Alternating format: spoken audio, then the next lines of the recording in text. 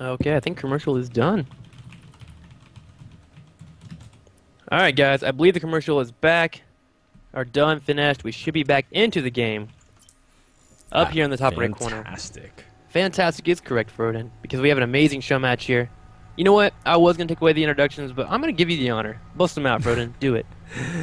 In the top right, we have a man who is revered as one of the most creative players, one of the most expressive players. If you ever watch his stream, in fact, he's streaming right now, Robin, and he is a person who just loves entertaining his fans. It is Dragon, and it says Homo Dragon because you know what? Homo means one or with one, and he is the one dragon, man. He is the dragon. It's the year of the dragon. A lot of things are going on for him. In the left, we have Cella here. Now, looks like Cella is immediately sending out a drone.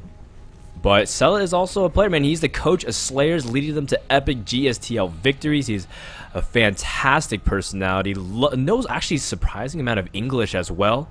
And I always respect Koreans who try to adapt to the foreign scene. He is a man. He is a master. And he's a Zerg player, and he is going to be down 0-1. Can he make the comeback, Robin?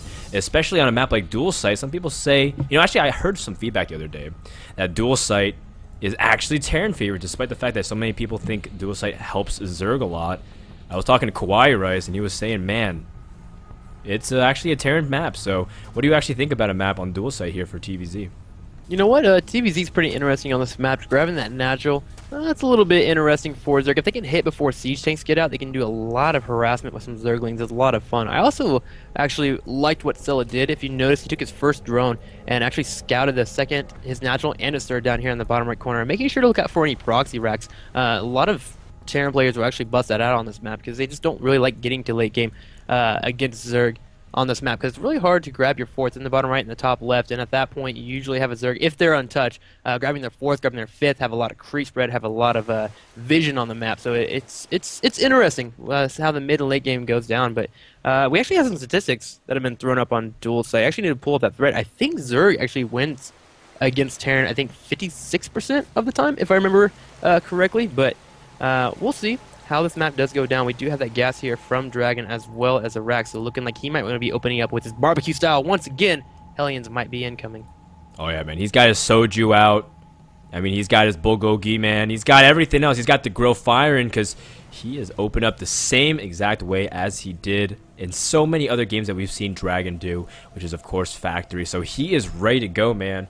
And, dude, I am excited because I am tonight going to go to Korean barbecue as well. So I mean, when I see the roast of drones, it makes my heart sad a little bit, but it also makes my stomach churn a lot in the good way. Your mouth starts watering. Yeah. Oh, dude. I'm jealous, man. I want to try Korean barbecue. I've heard it's pretty darn You've good. You've never had Korean barbecue? Never Dude. had Korean barbecue. Okay, when you come from MLG, we're going to have Korean barbecue. LA, especially in Southern California, it's got great Korean barbecue. Oh, I can't wait. Nice. But we won't talk anymore about that, man, because my stomach's already growling. We have Cella already making some scouting Zerglings, only making 2, playing very greedy. And if there's anything we've seen just now out of Cella is that he plays extremely greedy, man. He lost almost 30 drones and still was even on workers at around 60. So Cella, he loves his D button, man. Yeah, he's also busting out a Roach Warren right about now as well. Pretty safe play on this map. If too many Hellions are created here by Dragon, he can actually just go in for a full counterattack and just leave a couple of Roaches at home and kind of defend against any Hellions that might be ensuing. Have a Spine Crawler up, have a couple of Queens here as well. So overall, Cella's pretty well defended against any Hellion play that might be coming, because as we can see here, Dragon's got a couple on the way, 2 more about to turn out as well. It just depends on how many he wants to go with. And he's actually not expanding behind this as well. So any counterattack wouldn't actually do too much damage, because there's 3 racks up now. There's Marauders that could be falling up as well. Just kidding, Rack just got picked up off the tech lab. Looks like immediately Dragon's going to be switching into some siege tank tech, as first couple of Hellions are now going to be popping into the natural. Roaches will deter them away, and we have survived the early game, Froden. Yeah, and the whole idea behind this build of Dragon and Terrans in general is that you don't know how many Hellions are actually made, and if you can see how many Hellions they are, you can actually gauge how fast their expansion is. You can tell like what units they can and can't have, because it's a lot of minerals. Actually, it's 200 minerals per pair of Hellions. Now it looks like Cella sees 4, so he says okay, so he's gonna back off and immediately do it. Now I like what Cella did here. He actually brought his second queen down and spread creep with that second queen here, or with the original queen rather, and that way he has more surface area to defend along his natural expansion, because dual side is it's a lot like the old Zelnaga Caverns map where you have 2 entrances to the natural, and so you just have to defend both paths. Hellions can slip one way and out the other.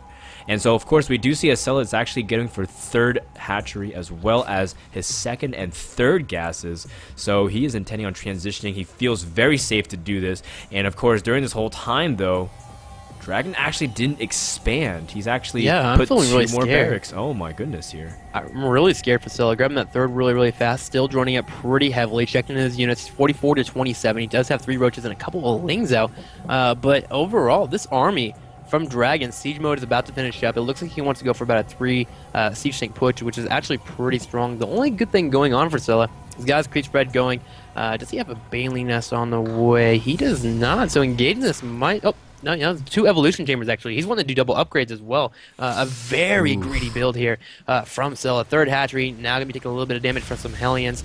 And actually, it looks like no units are being made to actually get rid of these. Just the 3 roaches. And this should be a huge... a note here from Dragon. Look, I only see 3 roaches on the field. He must not have very many units on whatsoever, especially with trying to grab a 3rd. So Dragon's going to enjoy seeing that. Is having the 3rd siege tank pop out. He's going to go ahead and grab a 4th, it looks like. Nope, there he goes. He's going to go ahead and move on out. Siege mode is completed.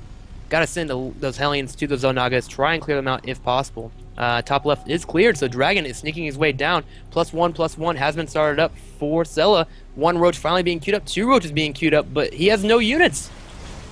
Yeah, and a couple things here that should very much alarm Cella. The first thing he says, there's no stim on these Marines. There's no combat shield. So he says, well, he's invested a lot in something, but the whole idea is he doesn't have these important upgrades because he is really banking on doing damage here.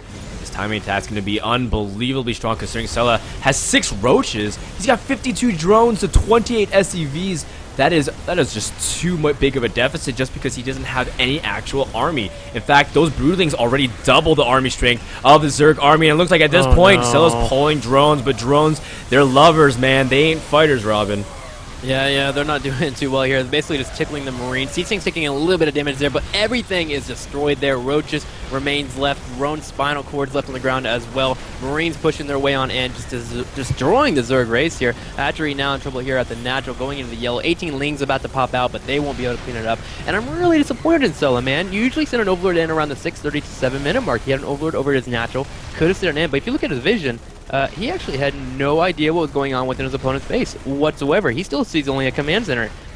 He should have scouted, man, instead of playing so darn greedy. Looks like this natural will be going down pretty darn soon. We have some Marines in the high ground as well to cut off any reinforcements that will be coming out from Cella. This looks like it's going to be GG. Yeah, I mean, don't even need stim, don't even need combat shields, don't need any upgrades whatsoever. As long as Dragon has these siege tanks as his backbone, he is going to be sitting pretty. Cella, of course, refusing to give up, pulling his drones one last time, but he is going to call it GG, as looks like Dragon will take game numero dos.